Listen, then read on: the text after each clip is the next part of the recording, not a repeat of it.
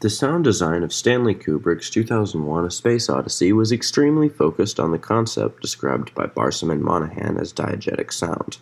Diegetic sound, according to the book, is sound that comes from a source within a film's world.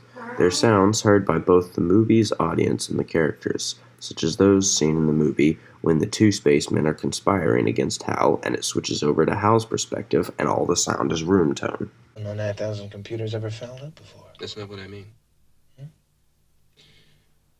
Well, I'm not so sure. What do you think about it?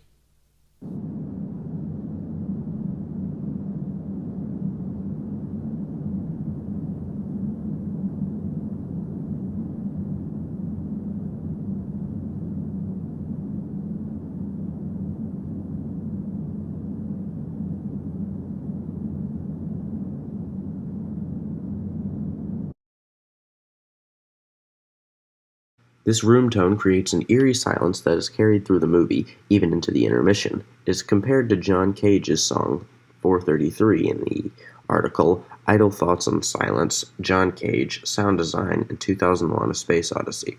The author goes on to list examples such as the one shown about how lip reading to explain how impactful they really are. These diegetic film elements help to make people more immersed into the film. Another way to categorize these sounds is with the term asynchronous, which means the source to the sound is not on screen. Non-simultaneous, which usually happens during flashbacks, and simultaneous sound, when the source to the sound is on screen. The ones most effective and prominent in 2001: A Space Odyssey are the ambient sounds, which are sounds that linger in the background and don't necessarily have a source, but in the case of some, like the breathing scene, they do. Another type of sound in the movie is the non-diegetic sound of the soundtrack.